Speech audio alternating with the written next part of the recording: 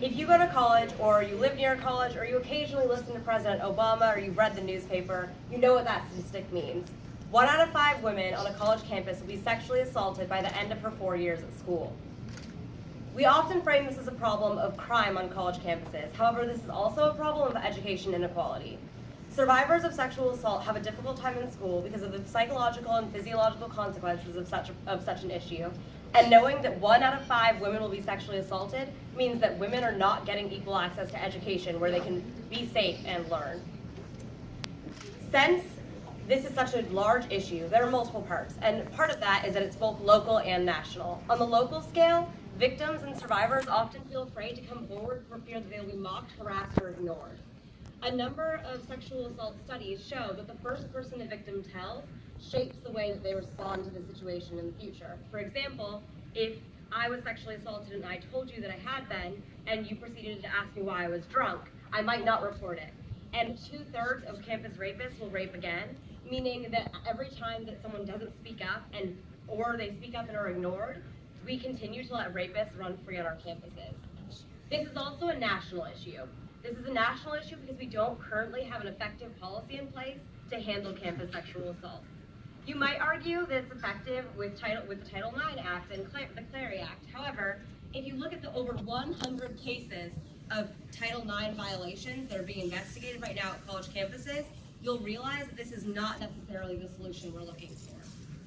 In order to work on this, I did a two-part project. First, the Clear Support Project on Tulane's campus. I wanted to show our support and the safety of our community on our campus by painting the windows of our student center, you can see pictures in the back, with the messages, "You are not alone, we believe you, and this is not your fault." These messages are important to survivors because they reinforce that they are not at fault here. It's also important to the 4 out of 5 women who won't be sexually assaulted, but will probably hear from a friend that has happened to them and will need to know how to appropriately respond. When I asked if we could do this the first 3 times, they told me we couldn't. But by the 4th time, they told me that we could, so long as I would pay for it and fundraise, and so long as I would please stop asking. I did, because I could do what I wanted.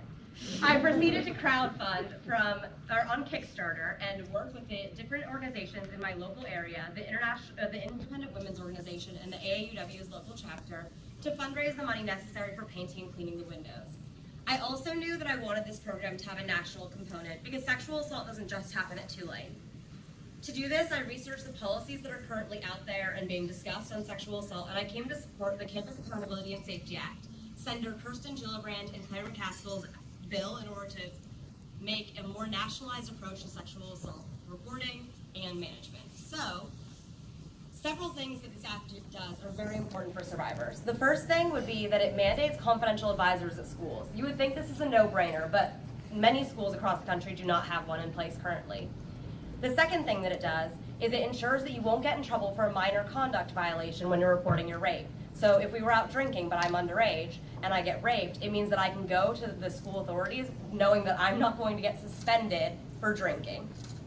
It also makes a national anonymous survey annually of students to find out what the scope of the problem really is. Right now, the only people who are reporting campus sexual assaults are colleges who have a vested financial interest in making sure that students are not reporting sexual assaults and that sexual assaults are not associated with their university. In order to take this 2-step approach with the window project, what I did was I actually sat in front of the windows for a week, which if you go to Tulane, you saw me there, yelling at people, "Hey, do you want to end campus sexual assault? Please sign this letter." And we actually got several hundred signatures, many of them from professors and frat guys and a bunch of people you wouldn't necessarily expect, but really wanted to end sexual assault on campus because 1 out of 5 people has been sexually assaulted and they know someone who has been. Ending this inequality is necessary, and I took the step forward on my campus. I joined you to take the step forward on your campus by joining me in hosting this project on your campus. Don't worry, I already did all the paperwork and all of the other boring materials. And if you're an adult who has a real job and is not a student anymore, I suggest that you sponsor this project on your local campus and vote for politicians who actually care about campus sexual assault. This is 1 out of 5. We can't accept that number to be a number of crimes committed on campus, and we can't accept that women are currently at risk for being assaulted while they're at school trying to get a higher education. For it to be equal, it needs to be safe.